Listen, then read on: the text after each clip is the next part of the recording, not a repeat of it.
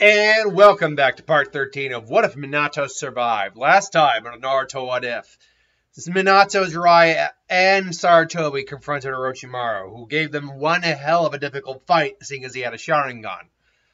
But with the combined effort of Sage Mode and Sarutobi using the Reaper Death Seal, they ended up defeating Orochimaru. But ultimately, Sarutobi had to give his life. And now they have these great stone statues of frog-esque statues of Orochimaru and Sarutobi. And it makes you wonder, it's like, okay, we need to respect Sarutobi, but God, are they going to respect him looking kind of like a frog? Would it be wrong to just kind of carve him back into the...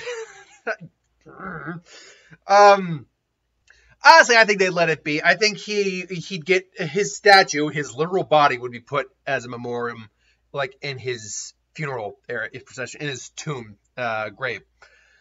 So, but now you have the after effect. Now, to set up what Shippuden is kind of going to be like, we have to understand where kind of our players still are.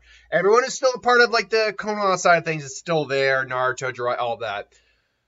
But how are Kabuto, and then what's left of Orochimaru's gang, and the Akatsuki right now? Because the Akatsuki are a big thing right now. Because Obito was killed. We lost Obito in the beginning of this. And so that would beg the question, does the Akatsuki even exist in its current form? Now, I did say Akatsuki is still out there, but I didn't actually specify how they're out there. Let's address quickly the Kabuto thing. Yes, Kabuto's still around. There's probably still DNA samples from Orochimaru.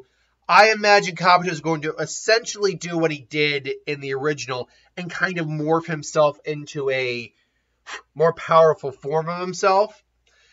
That said, he's not going to be doing it in a way where he's going to be a super, like, snake hybrid version of himself, at least in the same vein as he was in the original. He's not going to have a snake jettisoning out of his stomach. But a slightly more hybridized version of that is not impossible. Or slightly less hybridized version, I should say, is not impossible. I think he'd probably look paler. He might have a little bit of the pink in his eyes. He's not going to be able to access Sage Mode like he did in this version, or did in the original version. So, and he might even be able to gain a little bit of the Suigetsu ability, because that's what he did. He combined Suigetsu, Karin, and Jugo together to be able to kind of do that. I think here you're going to see a slightly less powerful version of that. Not even slightly, like maybe 50% less powerful version of that, which still makes him a dangerous individual, but nowhere near as dangerous as he was originally. The Akatsuki. So the Akatsuki here it's a very tricky thing to do here. The Rinnegan is lost. Well, the Rinnegan's not lost, because Obito would have already given... We know Obito actually already had given Nagato the Rinnegan at this point. So the Rinnegan was given to Nagato. That's already happened. Because remember, we started this as it normally would have started, with Obito attacking the village, and he didn't have the Rinnegan then. So he does not have the Rinnegan. We know that. He gave it to, Nagato, I'm thinking of the time frame here. Oh, Nagato had it, definitely.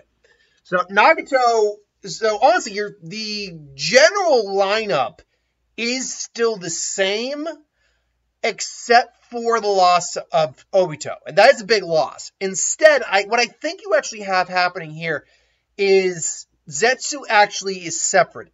There are two different Zetsus. You have the Black Zetsu, which I think acts as more of the mastermind figure, the Obito figure, in the background. I'm going to actually get Zetsu's... and like White Zetsu, that is just Hashirama's cells made literally flesh and life. So it has... White Zetsu has a lot of wood release capabilities, and a lot of regenerative capabilities, and they can continue to replace it. Whereas Black Zetsu, Black Zetsu is a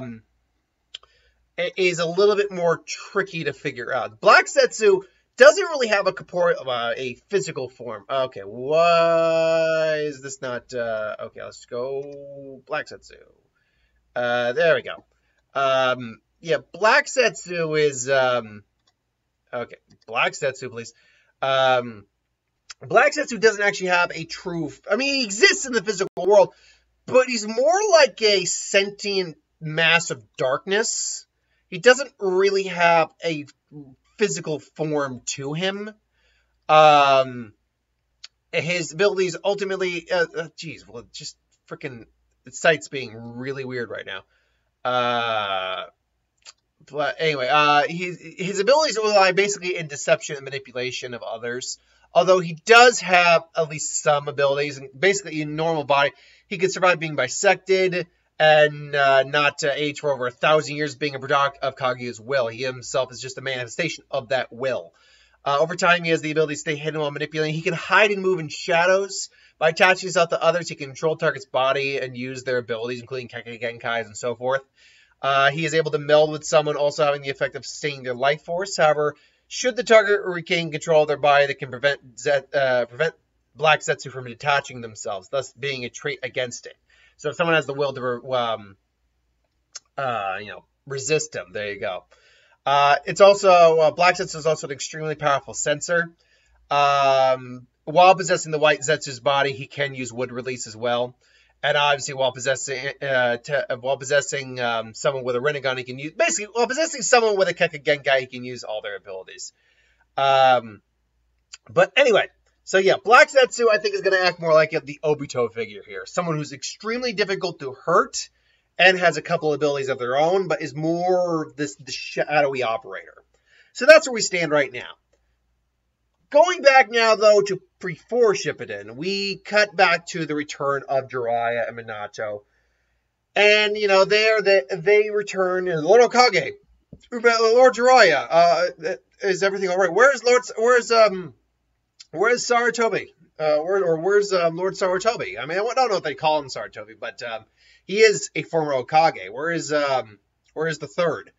And they just have this look of sullen on their face, and he's like, I see. And, they get back, and Naruto catches up to us like, Dad, you're home. It's like, hey, son, it's good to see you. Dad, that's great. And hey, Perfect Sage. Perfect Sage, you're back. Yeah, we're back. And Naruto, I think, picks up a little bit on the fact that Jiraiya, there's no pushback on him calling him Perfect Sage. Even when he just accepts it, he might have a look on his face or something that says, like, I hate when you call me that. But here it's nothing. It's like, did you do it? It's like, did you bring him down? It's like, yeah, we did. Now Orochimaru is no longer going to be a threat. Great. Hey, where's Old Man Third? Where is he? And there's silence, and Naruto's like, where's the third? And Naruto's been around his dad long enough to know it to pick up the signal and pick up the signs. And Naruto is just like, oh. And it's like, the third is maybe one of the greatest shinobi this village has ever produced. And he gave his everything to be sure that Orochimaru wouldn't threaten this village again. The man was a legend and died a hero. And so there is a funeral procession held for the third, like there is in the original. And they bring out the statue, and I think with the help of the toads. Here's my loophole for the whole looking a bit like a toad thing. I think with the help of the toads, they at least return the statue to a form that looks like Sarutobi. And they acknowledge that this statue isn't just a monument to Sarutobi. This is Sarutobi himself. He gave his life through a combination of the Reaper Death Seal and Sage, and they explained how the jutsu, I don't know how well-known Sage jutsus are on the overall Konoha, or overall villages, or how well-known it should be in general. But they explain what happened. And that this is Sarutobi. This is his body, turned to stone, to turn the other to stone. Now the question is, would they just destroy Orochimaru's body after that, grind him into dust and whatnot, maybe turn him into... Oh my god, would it not be such a freaking Konoha flex to just grind him into stone and repurpose that stone into Sarutobi's gravestone? How big an FU would that be? I'm down for that. Let's do that. I just thought that up on the fly. I'm down for that, though. So, yeah. You'll always be with me, Orochimaru. And Orochimaru's in hell just like, ah! So yeah, and then that's that. There's a lot of mourning, people spending time with people and whatnot. No real coupling. Honestly, I'll be honest. Even though I was kind of setting something up in the original, I think we'll just let the relationships kind of play out near the end. This isn't really one of those things where relationships need to play a big factor. Although Minato pushing his son to maybe date more could be a thing, especially once he gets older. But ultimately, Jiraiya says that it's probably going to be time for me to take Naruto on a bit of a training trip. Although, to be fair, the reason Jiraiya did that in the original was to train Naruto. And people bring us up, what if Jiraiya trained Naruto seriously? People honestly say that, and to be fair, I'm a little on that fence too, but I think people say that without realizing that one of the big things Jiraiya taught Naruto was the fundamentals. His taijutsu increased immensely. His actual tactics increased immensely. His overall basic abilities increased immensely, and he still learned to control the Fox Chakra to a mild degree and learn the Great Ball Rasengan. However, he could have taught him he could have at least gone in and explained the Shadow Clone Jutsu's secret and taught him, like, his element. He could have gone through, it had 3 freaking years. It should not have taken Naruto that long to learn that stuff. But, again, it was fundamentals Naruto was really learning at that point. So, so basically, would Naruto need to leave the village here? He says that the Akatsuki are gonna, try to make a move in about 3 years. Now, keep in mind too, we are down also Itachi in the Akatsuki. So while Black Zetsu I think is gonna really be the Obito figure here, in the sense that he is part of the main lineup, but he is the shadowy figure in Yugo baby. My dog's here. My Domino's sitting here. You gotta give the Bubba belly rub. Yeah. It's a lazy Wednesday. Lazy Wednesday. Okay. And so, yeah, I think that what we're going to be dealing with here is that. Now, so, I think really Naruto might actually just stay in the village, because his fundamentals don't anywhere. He just needs to learn more and get stronger. Now, they might take him out of the village occasionally when working with a Fox Chakra. I think that's very likely, just to, avoid any hazardous, events. And the 4th will definitely train his son when need be. So the question just becomes then, where do we stand in terms of power? I think we're going to get about halfway through there before Itachi starts to actually show real symptoms. And they're like, Itachi's not doing well. Fortunately, they do have medical ninja, not Tsunade, but medical ninja on staff in the village. So they'll be able to at least keep him stable a bit more effectively than Itachi using a lot of drugs was.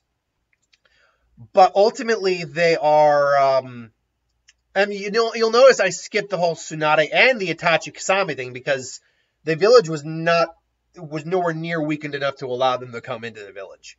And the Hokage was still very much alive. So it's like, yeah, we're going to hold off there for a bit. So around that point, like Jiraiya suggests, we should go look for Tsunade. Since Tsunade's the only one who might be able to help him at this point. And again, it's never stated what Itachi actually had. But given the fact he was coughing up blood, it was most likely a form of tuberculosis. And arguably, that should be something Tsunade should be able to cure. We don't actually see how well she is with disease. We know how she is with injury, surgery, all that, but disease is not something we've seen her tackle very much. We assume she can handle disease as well as she can handle injury, but should just know, and poison and stuff like that. So they go out and they look for Tsunade. And honestly, I think Jiraiya takes Naruto on. Now, Naruto obviously has been training for about 1.5 years and has grown considerably. He most likely can use the Nine Tails chakra up to like a 3rd tail at this point. And honestly, I think his relationship with Kurama is getting better too, because he understands,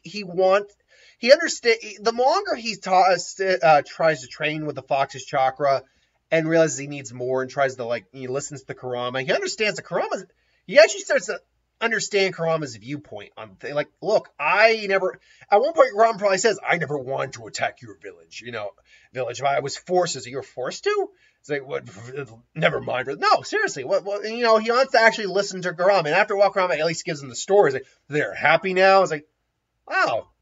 It's like, I can't agree with you hurting people, but I'm sorry. It's like, what? It's like, yeah, I'm sorry that happened to you.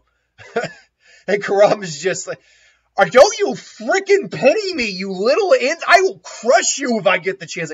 And all of a sudden, Naruto just using his, all the training he's learned, adjusts his mindscape, and now Kurama has a collar on with a tag, and then he tries to swipe at Naruto, just stops him. But now it's like, what? It's like, yeah, you look, we're in this together at this point, man. I'm sorry what happened to you.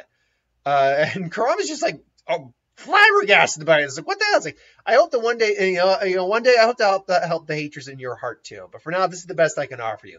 And he's got like this big open, like mentally, he's grown enough that he can like create this big mental field in his mind. I like the idea that he could have changed his mindscape if he had to.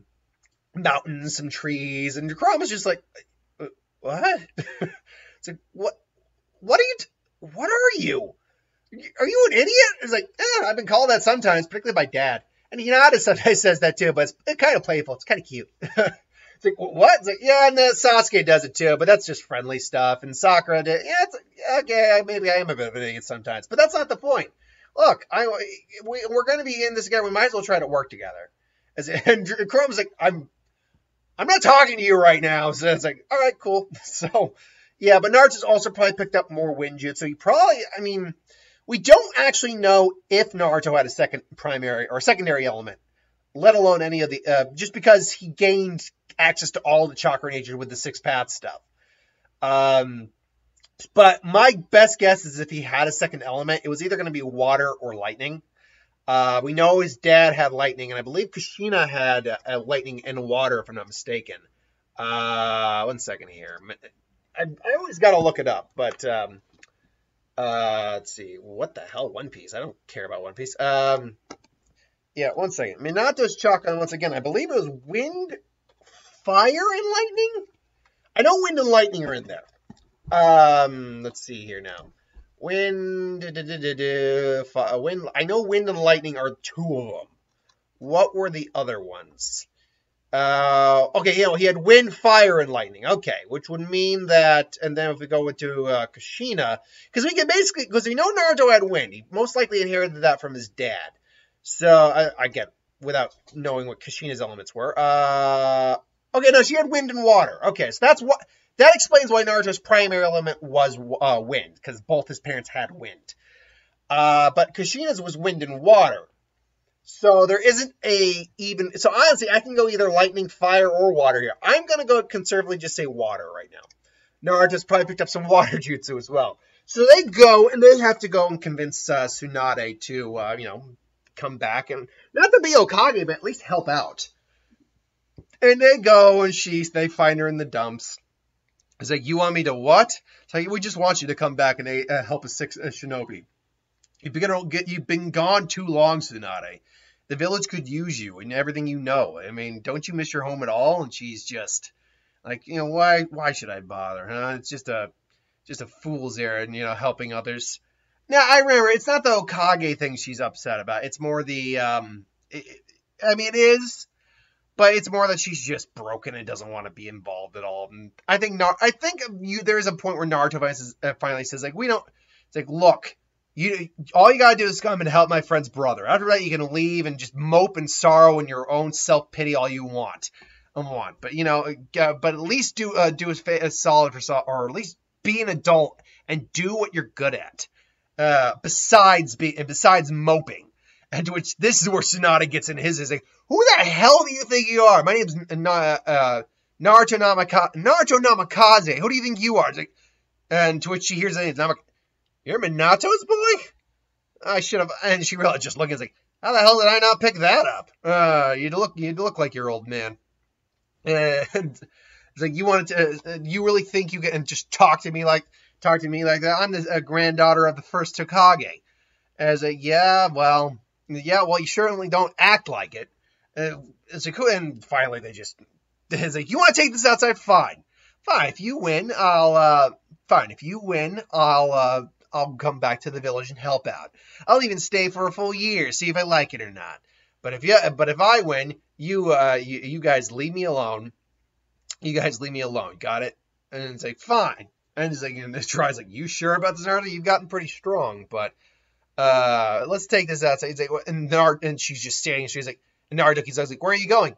Oh, we're going outside the village. We're not. This isn't going to be some sort of little cakewalk and little showdown in the streets. If we're gonna fight, we're going at it because I don't want to hurt anyone here.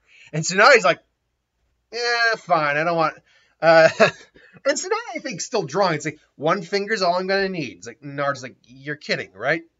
And she immediately comes in. He's a little overtaken by her speed. Granted, Naruto's a lot stronger. And she flicks him. I was like, ooh, that's gonna hurt. And Naruto's like, oh, okay, fine. You want to play it that way? And let me show you. Let me show you one of the things I've been working on in the last year. And he just throws a kunai. And it's like, please. To which Naruto, granted, needs to make a hand sign for this. This is where Naruto isn't up to his snuff with his dad yet. But Tsunade is still drunk and arrogant, and she only just realizes what the hell is on that kunai. It's like, no. Boom! And he just clocks her straight in the face with a flying right. Now, like I said, Naruto isn't anywhere near the level of his dad. He still needs to make like a hand sign to do this, and he can't do it in multiple succession like his dad can. But to do it just with a single kunai, yeah, or just a single jutsu formula, yeah, Naruto can do the flying Raijin at this point. Because that's one of the things Minato probably wanted to hammer into Naruto. And so, boom, and again, he just clocks her. It's like, you little, still think you need only one finger? It's like, he just grabs his kunai and just ready again. It's like, fine. That depends on you. Do you think you're going to shirk, or are you going to say I lost because I used one finger? And Naruto's just like, no, you can use all of them.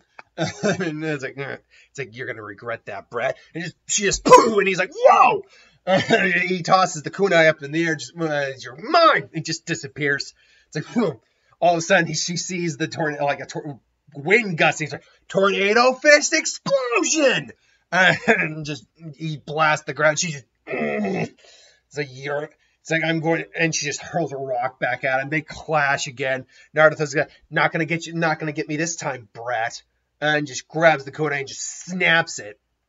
It's like, oh, hey! It's like, no need to be that rude. It's like, no need to be like that. It's like, yeah, you're right. And she kind of does like a Hulk. I can see Tsunade doing. There's a Hulk thunderclap. It's like, you're mine.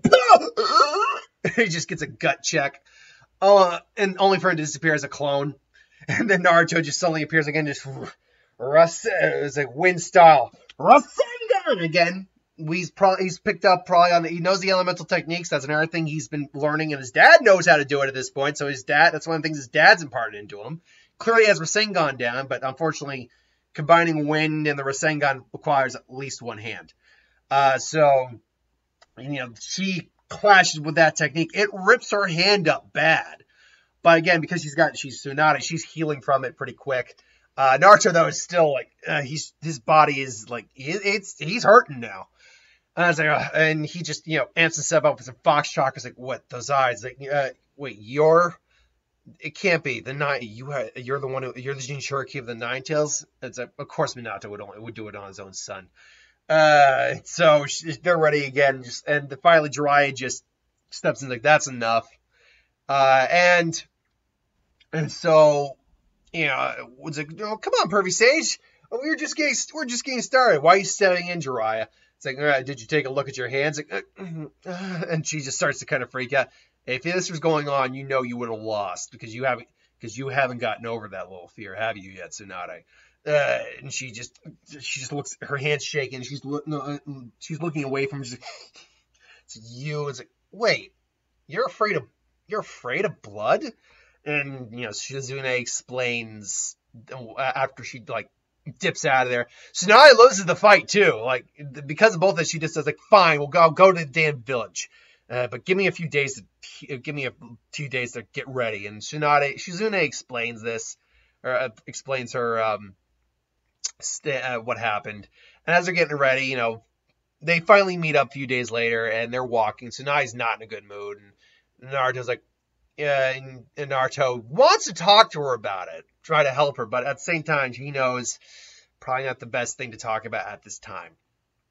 Until Tsunade looks at it, like, you got something to say, Brett? To which Jiraiya and Shizune is like, oh, why don't we go up ahead a little bit? And it's like, look, I'm sorry, and he just kind of looks at it, like, I'm sorry for what happened to you, to your brother and your boyfriend. And Tsunade is like, I didn't ask for your pity. He's like, I'm not giving you pity. I'm offering you condolences. I've lost people too, and I know how much that hurts. And Tsunade, her eyes go a little down at that. Just like, but is this really how you want to respect or honor their memory? Just going around gambling, getting drunk, and just being wallowing in self-pity. It's like, it's like, you don't know the first thing about me. I know at least the first thing about you. And he explained what she's doing. I was like, it's like, don't blame her because you can't deal with it. I'm sorry. And like, my dream is to honor my dream is to surpass my dad and become Hokage. You might think that dream is stupid because of everything that happened to you. But it's dreams that make us, that keep us going. It's the dreams that, it's the dreams like what your brother and your boyfriend had that made them who they are. And you wouldn't have loved them if they didn't have those dreams. To which Tsunade, see, it's got to be a different argument that brings Tsunade around here, obviously, because Naruto's not dying or anything like that. And I think something like that would actually at least strike a chord with Tsunade. Like, if their dreams are so stupid, you wouldn't have loved them for without having those dreams. So were those dreams stupid, or were those dreams what made them the people you loved? And I think that would resonate on some level with her, and she just, has to think that over. Not getting over her fear of blood anytime soon, but she's like, it's like, anyway, food for thought. We should probably catch up with a perv before he starts hitting on Shizune.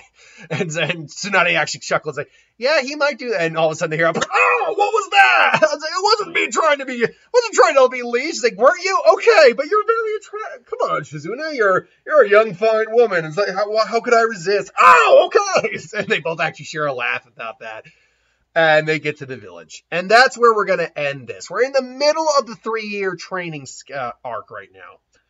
You might be thinking I gave Naruto quite a bit. I didn't show off any water or Winjutsu he learned, by the way, and I only showed off a little bit of the Kurama. The only thing I showed off is he has a basic understanding of the flying Thunder God. But yeah, until then, thanks for watching. Hope you enjoyed. Like, comment, share, subscribe. As always, if you want us to review something, put in the comments below. Let us know. We'll do a review of it at some point. Hit that bell if you want to be notified, and I'll see you later.